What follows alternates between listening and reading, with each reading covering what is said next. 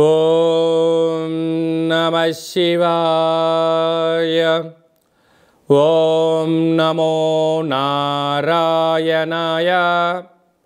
ఓం స్వర్ణాకర్షణ కాళభైరవాయ నమో నమః. ఓం కాళకాళాయ విద్మహే కాళాతీతాయ ధీమహి తన్నో శ్రీ స్వర్ణాకర్షణ కాళభైరవ ప్రచోదయాత్. హరి ఓం. మా ఛానల్కి స్వాగతం. చూస్తున్న వీక్షకులకు ప్రేక్షకులకు ప్రియ కాళభైరవ భగవద్బంధులకి స్వాగతం పలుకుతూ మమ్మల్ని ఎంతగానో ఆదరిస్తూ ఉండబడినటువంటి ప్రియ సోదర సోదరీమణులకు అందరికీ కూడా నూతన ఆంగ్ల సంవత్సర శుభాకాంక్షలు. 2025వ సంవత్సరానికి స్వాగతం పలుకుతూ ఈ 2025వ సంవత్సరంలో అందరికీ శుభం జయం లాభం జరగాలని కోరుకుంటూ అందరిపైనను నరదృష్టి నివారణ అదృష్టాన్ని కలిగించేటువంటి కాళభైరవ స్వామికి ఆశీర్వాదాలను కోరుకుందాం. అలాగనే 2025 1-1-2-4-6 అనేటువంటి పరిస్థితుల ప్రకారంగా పూర్తిగా కలిపినట్లయితే 5-4-9 అవ్వడం వలన విశేషమైన పూర్ణ సంఖ్య అంటారు. 2025ని పూర్ణ సంఖ్య అంటారు. తారీఖును నెలను కలిపినట్లయితే 11 సంఖ్య మంచి లాభ సంఖ్య రాబోతుంది. కనుక ప్రభుత్వ ఉద్యోగ ప్రయత్నం చేసేవారికి ప్రభుత్వ ఉద్యోగంలో ఉండబడినటువంటి వారందరికీ చాలా శుభ పరిణామము అని గమనించగలగాలి. అలాగనే మనకు ఈ 2025వ సంవత్సరము బుధవారం రోజు ప్రారంభమవడం ఉత్తరాషాఢ నక్షత్రం అవ్వడం వలన విపరీతమైన రాజయోగం అందరికీ కలిసి వస్తుంది అని చెప్పగలగాలి. అలాగా 9 సంఖ్య పూర్ణ సంఖ్య అవడం వల్ల అనేక మందికి లక్కీ నెంబర్ కూడా 9 సంఖ్య. కొన్ని కోట్ల మంది ఎదురు చూస్తున్న వారందరికీ అదృష్టవంతులు కాబోతున్నటువంటి సంవత్సరం ఇది అని చెప్పి కూడా మీరు గమనించాలి.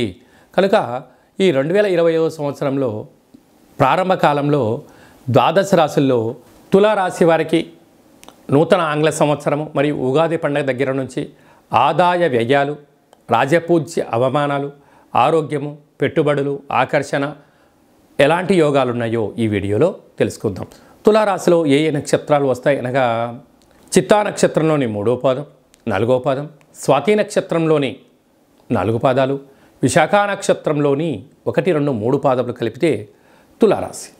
చాలామందికి పుట్టినటువంటి కాల సమయంలో డేటా బర్త్లో లేనటువంటి కారణం వలన పేరు యొక్క మొదటి అక్షరాన్ని అనుసరిస్తూ ఆ రాశిని తెలుసుకునే ప్రయత్నం చేద్దాం. రా, రి, శ్రీ, రు, రే, రో, తా, తి, తు, తే అక్షరాల వారందరూ కూడా తులారాశి జాతకులే. తులారాశికి అధిపతి శుక్ర భగవానుడు. ఆదాయం 11, వ్యయం 5. ఈ సంవత్సరం అధికంగా ధనాన్ని కూడబెట్టబోయేటువంటి రాశులు, మిగిలించే రాశుల వారు తులారాశి జాతకులే అని చెప్పి గమనించాలి. వీరు ఆదాయం 2 విశేషమైనటువంటి ఆదాయ పరిస్థితులు మనం గమనించినట్లయితే 11 రూపాయలు 5 రూపాయలు పోతే 6 రూపాయలు మిగిలించబోతున్నారు. రాజపూజ్యం 2, అవమానం 2. అంటే సమాజంలో మీరు మంచి పనులు చేయడం వలన, సత్ కార్యక్రమాలు చేయడం వలన శత్రువులు కూడా తక్కువగా ఉన్నారు అని చెప్పి కూడా గమనించాలి.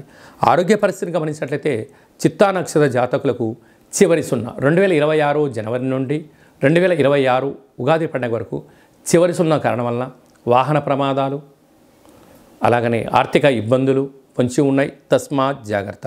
విశాఖ నక్షత్ర జాతకులకు 2025 ఏప్రిల్ నుండి డిసెంబర్ వరకు ప్రారంభ 0, మధ్య 0 కారణం వల్ల అనేక రకాల ఇబ్బందులు పొంచి ఉన్నాయి. తస్మాత్ జాగ్రత్త.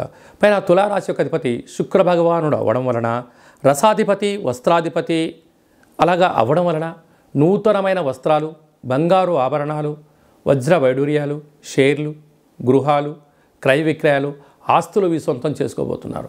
అదే కాకుండా వీరికి గ్రహాలలో అద్భుతమైన యోగం కలిగించే పరిస్థితి ఉంటుంది. ఉగాది వరకు ఒకవైపు, ఉగాది నుంచి మరోవైపు అన్న ఆలోచన విధానం కలిగి ఉండగలగాలి.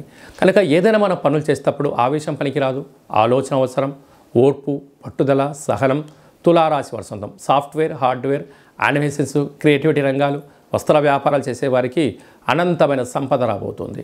కనుక వీరు ప్రతి నెలలో వీరి జన్మ నక్షత్రం రోజున అష్టమి, పూర్ణిమ, అమావాస్య తిథుల యందున దూరావాయు జల ప్రయాణాలు పెట్టుకోవద్దు. గ్రహ గమనాలు వాటికి అనుకూలంగా లేవని చెప్పి గమనించాలి. ఇంకా నువ్వు విజయం సాధించాలి అన్నట్టయితే ప్రతి శుక్రవారం వెంకటేశ్వర స్వామి యొక్క దేవాలయానికి వెళ్ళడం, తులసిమాలను సమర్పించడం, నవగ్రహాల్లో రోజు శుక్రుడి యొక్క ధ్యానం చేయడం, బొబ్బర్లను దానం చేయడం, తెలుపు వస్త్రాలను, ఆహారాలను దానాధర్మాలు చేయడం వలన మంచి జ్ఞానము, మంచి సత్ప్రవర్తన, విలాసవంతమైన జీవితము, అత్తరు, సెంటు, పన్నీరు, సుగంధ పరిమళాలు, నూతనమైన వాహనాలు, క్రయ విక్రయాలు, అదృష్టం, ఆనందం, యోగానికి తులారాశి వారు సొంతమవుతారని చెప్పి కూడా గమనించాలి. ఈ 2025వ సంవత్సరంలో ఏప్రిల్ నెల, మే నెలలో పెద్ద గ్రహాలు 4 గ్రహాలు మారడం జరుగుతుంది.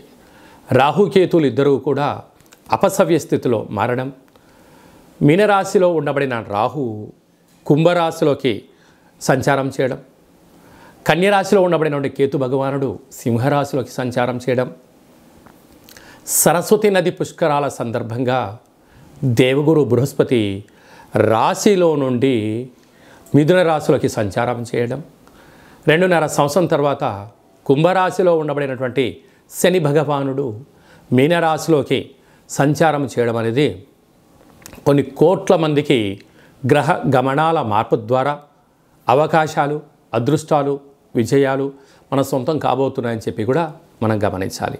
అలాగనే చాలామందికి పుట్టినటువంటి కాల సమయంలో డేటా బర్త్లో లేనటువంటి వారికి మీ పేరు యొక్క మొదటి అక్షరాన్ని అనుసరిస్తూ రాశిని తెలియచేస్తూ రమణ శాస్త్రం ద్వారా అనగా గవ్వళ ద్వారా భూత, భవిష్యత్, వర్తమానాన్ని కాళభైరవ ఉపాసన చేత తెలియజేయడం జరుగుతుందని చెప్పి గమనించాలి. కనుక వ్యక్తిగత జాతకం తెలుసుకోవాలనుకుంటున్న వారందరూ కూడా మీ డేటా బర్త్ ఉన్నా, డేటా బర్త్ లేకపోయినా హస్త సాముద్రికం ద్వారా, గవళ ద్వారా మీకు జ్యోతిష్యం చెప్పబడరు. అపాయింట్మెంట్ తీసుకొని సంప్రదించగలరు. ఓం శతమానం భవతి శతాయు పురుష సతేంద్రియ ఆయుష్యేవేంద్రియే ప్రతితిష్టతి. ధనం ధాన్యం బహుపుత్రలాభం శత సంవత్సరం దీర్ఘమాయు. సర్వే జనా సుఖినో భవంతు, లోకా సమస్తా సుఖినో భవంతు. సర్వం కాళభైరవ దేవతార్పణమస్తు. హరి ఓం. ఈ వీడియో మీకు నచ్చినట్టయితే లైక్ చేయండి, షేర్ చేయండి, మా ఛానల్ని సబ్స్క్రైబ్ చేసుకోండి. నేను చేస్తున్న ఆధ్యాత్మికమైన వీడియోలు అందరికన్నా ముందుగా మీరు చూడాలి అనుకున్నట్టయితే ఆల్ అన్న బటన్ కూడా తెలియచేయండి.